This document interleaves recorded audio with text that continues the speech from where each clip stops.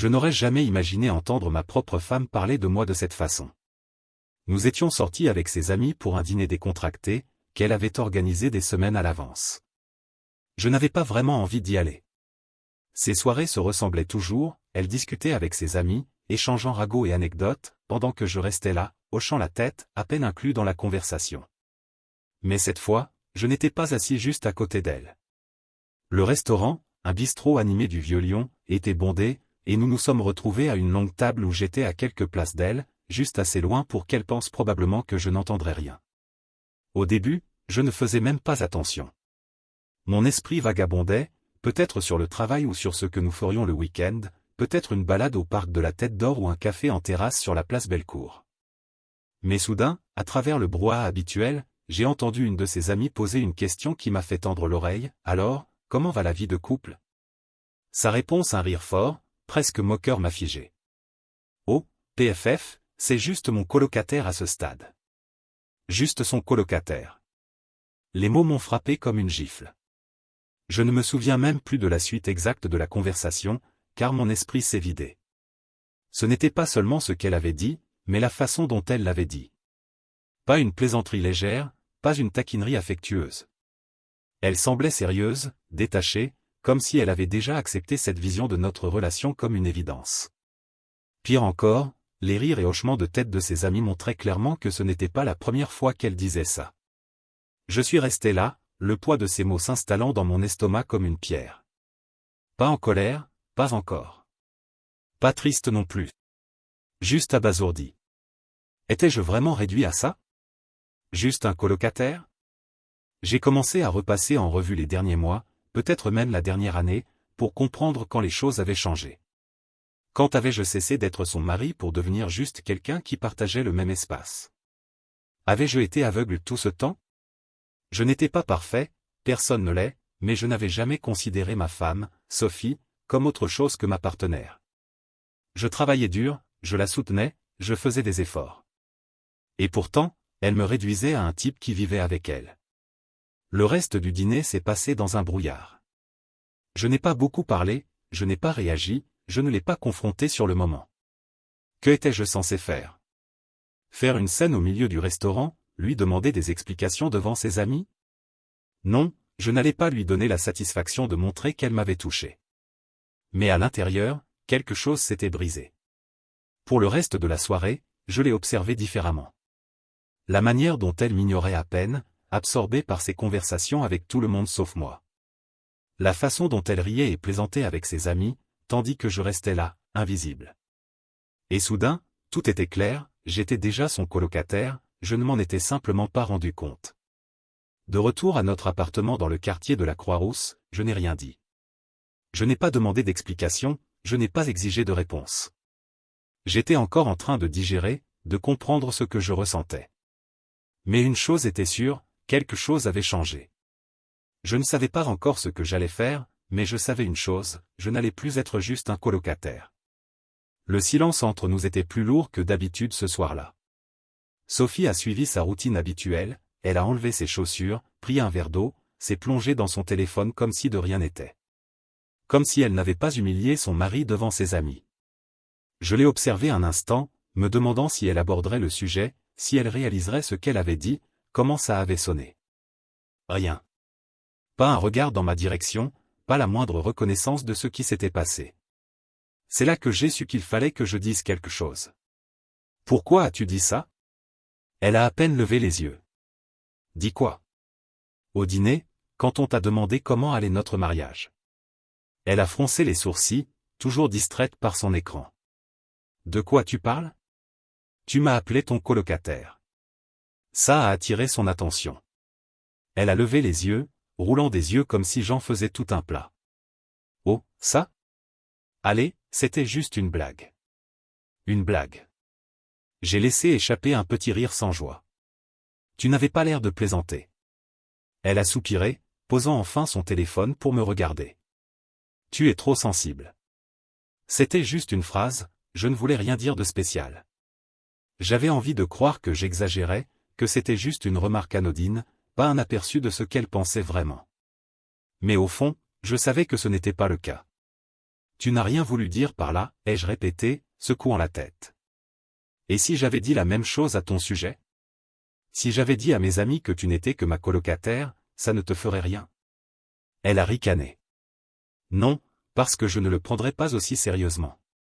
Je l'ai dévisagé, cherchant un signe de regret, un signe qu'elle comprenait pourquoi ce n'était pas acceptable. Mais rien. Juste de l'agacement, comme si c'était moi qui créais un problème. Tu l'as déjà dit avant, n'est-ce pas, ai-je demandé. Elle n'a pas répondu tout de suite. Cette hésitation était tout ce dont j'avais besoin pour confirmer.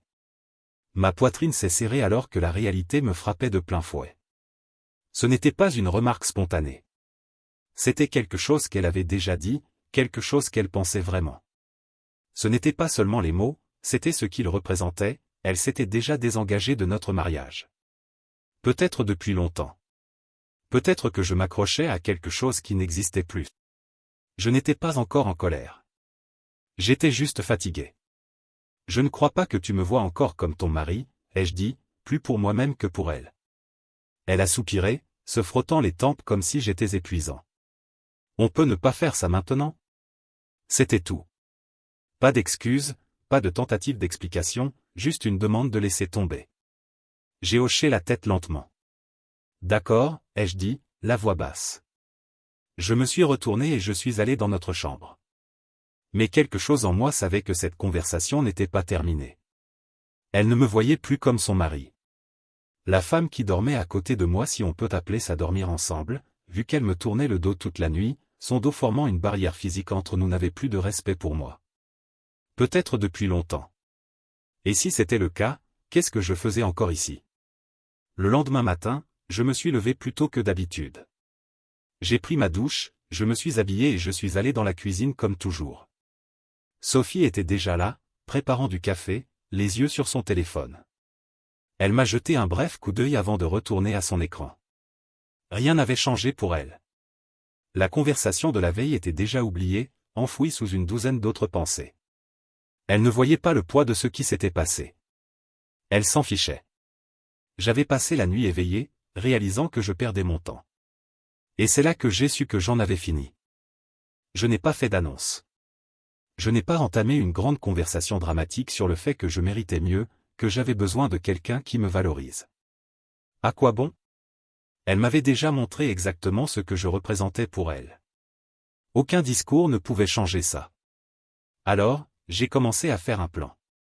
J'ai vérifié notre bail, seul son nom y figurait. Les factures, aussi, étaient toutes à son nom. Tout dans cet endroit, cette vie que nous avions construite ensemble, était techniquement à elle. Ça rendait les choses plus simples. Je n'avais rien à revendiquer. J'avais des économies, assez pour prendre un nouvel endroit. Je pouvais me permettre de partir sans problème.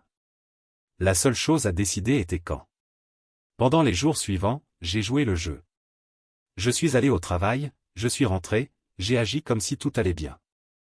Mais je me détachais déjà. J'ai commencé à emballer mes affaires peu à peu, prenant uniquement ce qui m'appartenait, vêtements, électronique, documents importants. Tout le reste, elle pouvait le garder. Elle n'a rien remarqué. Elle n'a pas demandé pourquoi je rangeais mon côté du placard, pourquoi certaines de mes affaires disparaissaient. Elle ne faisait pas assez attention à moi pour ça. Et ça ne faisait que confirmer que je prenais la bonne décision. La veille de mon départ, je me suis assis dans le salon, regardant autour de moi une dernière fois. Cet endroit avait été le nôtre autrefois, une maison que nous avions construite ensemble. Mais maintenant, c'était juste un lieu où deux personnes coexistaient sous le même toit. Je n'allais plus en faire partie. Le lendemain soir, j'étais parti. Je n'ai pas laissé de mots, je n'ai pas envoyé de message. J'ai juste pris mes affaires et je suis parti. Partir était plus facile que je ne l'avais imaginé. Je suis sorti avec 2 valises, mon ordinateur portable et l'essentiel.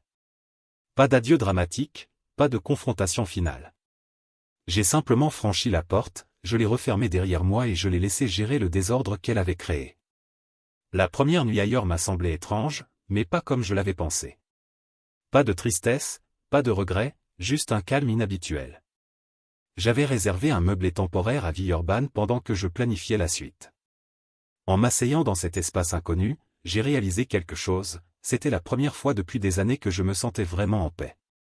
Mais pendant que je m'adaptais à ma nouvelle liberté, Sophie était encore dans l'ignorance. Je m'attendais à ce qu'elle remarque mon absence immédiatement, à ce qu'elle m'envoie une flopée de messages ou m'appelle en panique. Mais la première nuit, rien. Le lendemain matin, toujours rien. J'ai vérifié mon téléphone par curiosité, mais il n'y avait ni appel ni message. Au début, j'ai pensé qu'elle n'était peut-être pas rentrée, qu'elle était sortie tard ou qu'elle avait dormi chez une amie.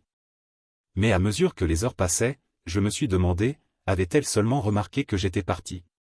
La réponse est arrivée le soir suivant, quand son nom est enfin apparu sur mon écran, « Où es-tu » 3 mots, sans émotion, sans urgence. Je n'ai pas répondu. Je voulais voir ce qu'elle ferait ensuite, si elle insisterait ou si elle laisserait tomber. Elle n'a pas appelé, n'a pas suivi.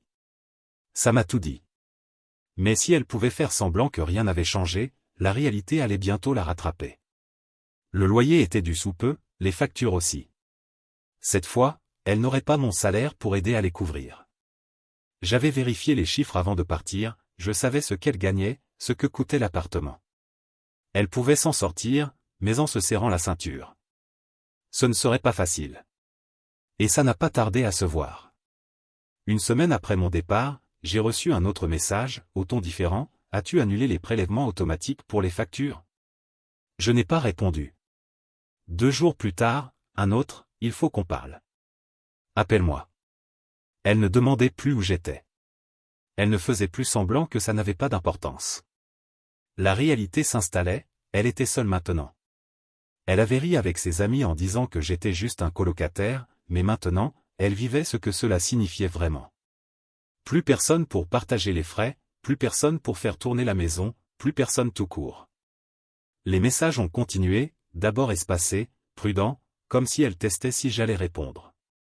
Mais quand elle a vu que je ne jouais pas le jeu, le ton a changé. Elle a commencé à appeler. J'ai laissé chaque appel aller sur la messagerie. Je n'étais pas intéressé par ses excuses, ni par ce qu'elle avait à dire. Puis un soir, elle m'a envoyé un message plus long, « Écoute, je sais que les choses sont devenues bizarres, mais il faut qu'on parle. J'ai l'impression que ça va trop loin, et je ne comprends pas pourquoi tu fais ça. On peut se voir ? » Pourquoi je faisais ça ? C'était ça qui me sidérait. Elle ne comprenait vraiment pas. Elle m'avait humilié devant ses amis, avait balayé mes sentiments quand je l'avais confrontée, m'avait traité comme une pensée secondaire dans notre propre maison. Mais maintenant, parce que les choses devenaient compliquées pour elle, elle voulait soudain parler. Je l'ai ignoré.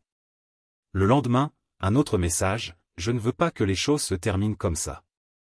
On peut au moins discuter ?» Maintenant, c'était à propos de « nous ». Soudain, elle ne voulait pas que ça se termine. Je n'étais pas dupe. Elle ne m'écrivait pas parce que je lui manquais, ou parce qu'elle réalisait avoir fait une erreur. Elle m'écrivait parce qu'elle n'aimait pas gérer les conséquences. Malgré tout, une partie de moi était curieuse. Je voulais voir jusqu'où elle irait. Alors, j'ai accepté de la rencontrer. Pas à l'appartement, pas dans un endroit privé. J'ai choisi un café sur la place des terreaux, un terrain neutre, public, où elle ne pourrait pas transformer ça en spectacle émotionnel. Quand je suis entré, elle était déjà là, assise près de la fenêtre.